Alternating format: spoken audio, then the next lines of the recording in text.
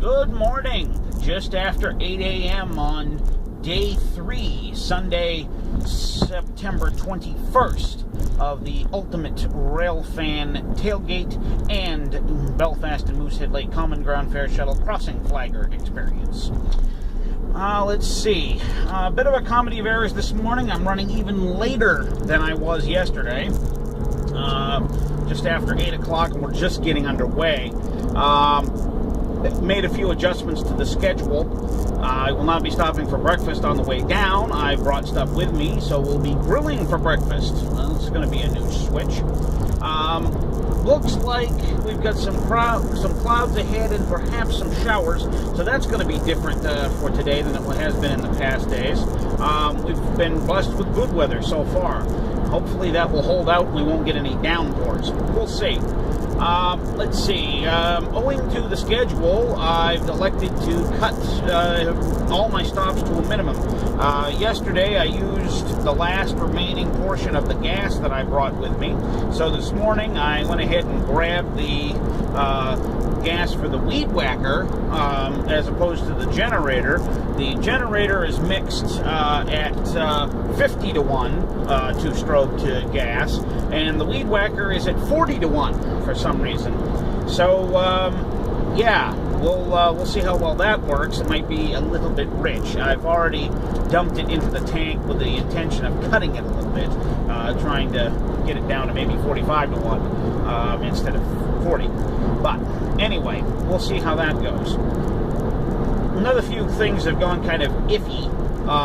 Last night, while editing the video, I got so wrapped up in working on that I forgot to tear the cooler apart, so my ice packs didn't get put in the freezer overnight.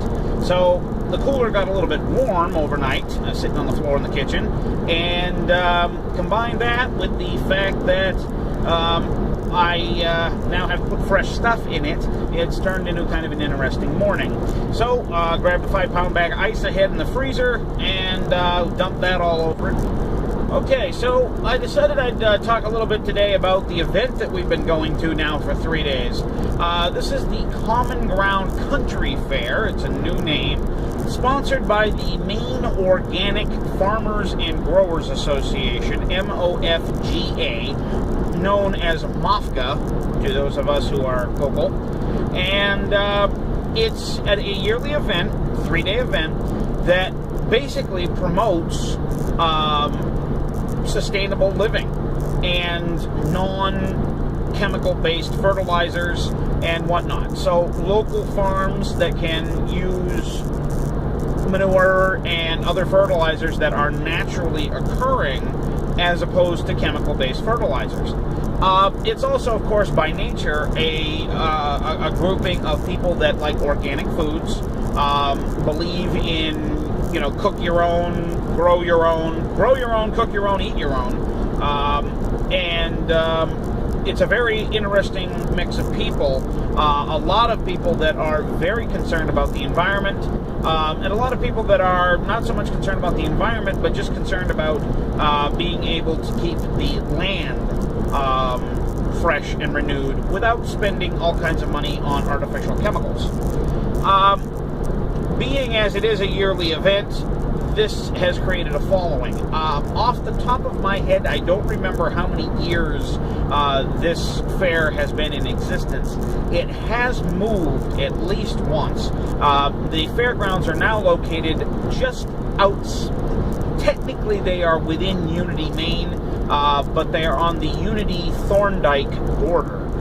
Several acres, I don't know how much, is owned by the Growers Association, and it is the permanent home of the fair.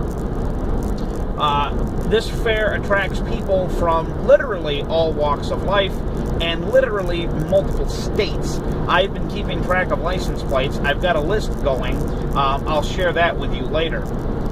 The fair itself is a massive event. I don't have a good number for the number of cars I've seen driving by, but our trains have been fully loaded, and the train can haul, upwards of probably 300 people in a load, and we have been seeing heavy loads, both in and out, as people are riding back to their cars or are just simply buying tickets at the fairgrounds just to ride the train without after they've already come to the fair by car. So, little plug, if you're stuck in traffic at the fair, getting in or getting out, next year, ride the train. Our ride is about 2 miles, give or take, from the Unity platform. We run generally 2 platforms, one in Unity, one in Thorndike. The idea being that we can pull cars off of the roads from both directions and haul people into the fair on the train. Now, for those that are environmentally conscious, a railroad train can operate and haul people for much lower fuel consumption and much lower emissions than your average passenger car. It only makes sense, of course, if you have a massive number of people, which we do in this situation. Today, there should be a grand total of 5 full-size passenger cars involved in operations to and from the fairgrounds. We'll haul several hundred people today, both directions, probably from each end. So yes, riding the train is a great way to help support Maine's heritage. We use historical railroad equipment. It's a great way to reduce the tailpipe emissions from the vehicles that tend to back up in traffic on their way to the fair. And it's a great way to save yourself some money in that you're not paying to have your car idling for that entire way. Even if you have a Toyota Prius that idles at virtually no emissions and uses very little fuel, you're still using something on your while you're sitting in traffic waiting to get by the fair or get into the fair. Consider riding the train. It'll save you the aggravation of parking, and it will save you a little bit of money in gas, and it will save tailpipe emissions because, well, frankly, we're running the train anyway at this point. So we're running the train whether you ride it or not. You might as well ride it and conserve. Well, that's all I've got from that front. When we get down to the fairgrounds in between trains, I'll be giving you guys a tour of the setup here that I've built for the ultimate crossing guard and tailgating experience for Railfanning, and it's working out quite well, I think. Anyway, we will talk to you soon. Got distracted on the interstate, drove an extra 10 to 12 miles past my normal exit, swung left onto Route 7 southbound. This will take me to Route 9, which will take me to Unity, which will take me to the fair. But already running late, and here I go, making a nice little navigational error. The good news is that Route 7 is a good road, very few potholes and whatnot, very well maintained, and doesn't appear that there's a lot of traffic on it. So I'm able to make fairly good time, and hopefully this will work out. The GPS says that I'll be there when I need to be there. The only problem is, could be traffic. 8:40 a.m. It was close, but got here in time. First train leaves Unity Yard at approximately 8:45, and I'm already on station. So we're good to go. I just need to get the encampment out so that I can have breakfast.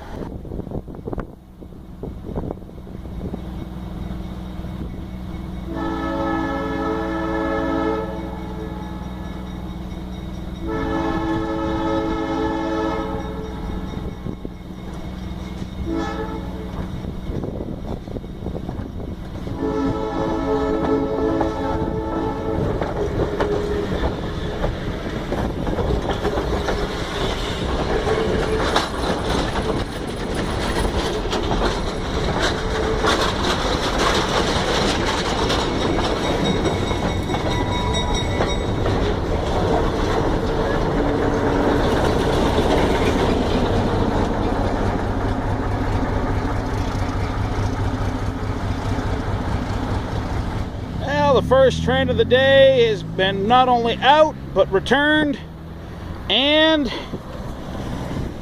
breakfast is toasted. 9:49 a.m. The 70% chance of showers for today has turned into 100% chance of showers. It's raining quite steadily, although I wouldn't go so far as to call it a downpour, although it has had its moments. I basically, after cooking breakfast, packed everything up in the kitchen area, as it were, moved all the electrical connections inside of the car, and the battery charger is actually sitting on top of the engine underneath the hood. Just checked it, it's dry as a bone. So we're doing good there. The generator is the one thing that I can't really move inside. You can't run it in an enclosed space. Says that right on the generator itself. So I've taken a old pizza box that I had lying around, and I've weighed it down with a rock over the electrical connections, and so far so good. Okay, folks, I promised you a tour of the setup here. Starting at the front, the vehicle is a 2003 Hyundai Santa Fe that I picked up cheap. Had a bunch of problems. Fixed, well, most of them. Got it inspected. There's a set of LED strobe lights on the front, wedged there underneath the windshield, if you can see them, just next to the inspection sticker. And there's a matching set here on the back. Now I know what you're thinking. No, there isn't. I don't see anything. There they are. With the tint on the back window, that strobe light unit basically is invisible until it is turned on. It's just below the third brake light. Matter of fact, it's actually attached to the third brake light. Gives it a good position and gives it good attention getting capability, not to mention being a convenient mounting. Speaking of a fair amount of lights, I do have a pair of strobe lights on the roof. These are ordinary strobe lights that you can pick up at basically any auto parts store. Nothing particularly special. They happen to be two different brands, but essentially the same thing. One bright halogen bulb, and they just simply turn on and turn off. One thing I have noticed, the LED strobes, as mentioned, right there underneath next to the inspection sticker. Again, even this one on the front is virtually invisible until you turn it on. It just blends in with the vehicle, and I have it positioned, let me show you,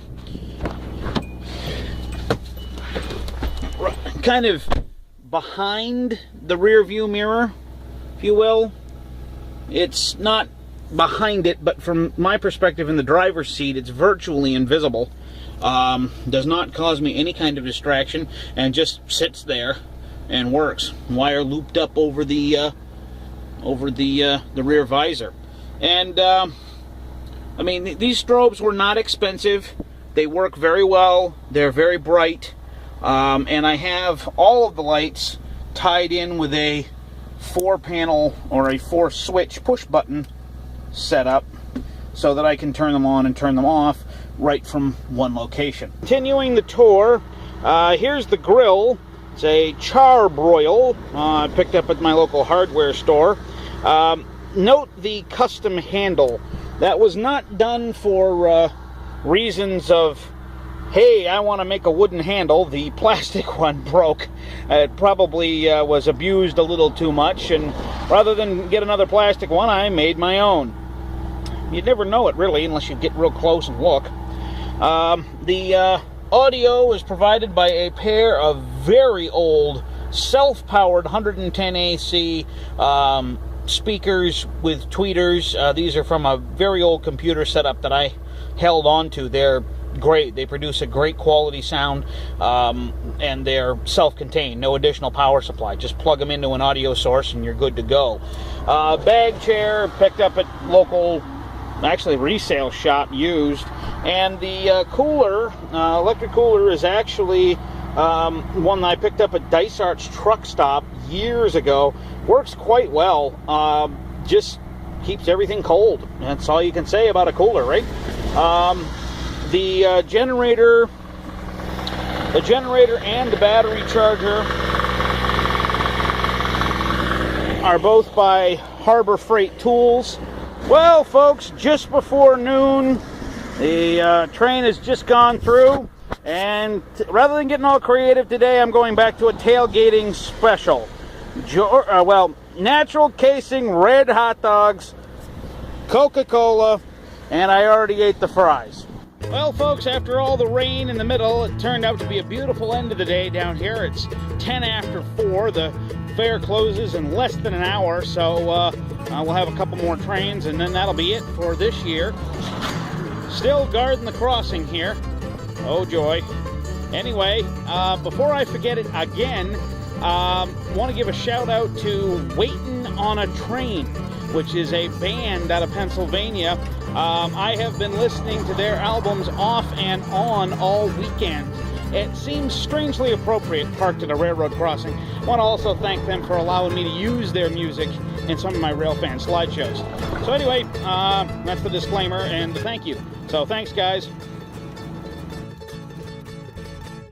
Well, folks, it is 5:42 p.m. on Sunday, September the 21st, the last day of the Common Ground Fair. The last train has gone through Schoolhouse Crossing, where I have been for the last 3 days, and I will admit, although I love trains like you wouldn't believe, seeing the same one go by for almost 12 hours a day, 3 days in a row, it does get a little old. So anyway, we're going to put away some equipment here, and then we're going to wrap up for the weekend by a dinner sojourn, and then I'll be headed home and give you a 3-day wrap. Hi, folks. Headed home after the end of the day dinner with the railroad crew.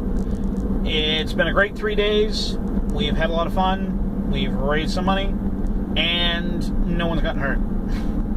It's been a great day, and it's been a great 3 days. So I hope you all have enjoyed watching these videos, and hopefully you've subscribed to my YouTube channel. And other than that, have a wonderful day, and thank you for watching.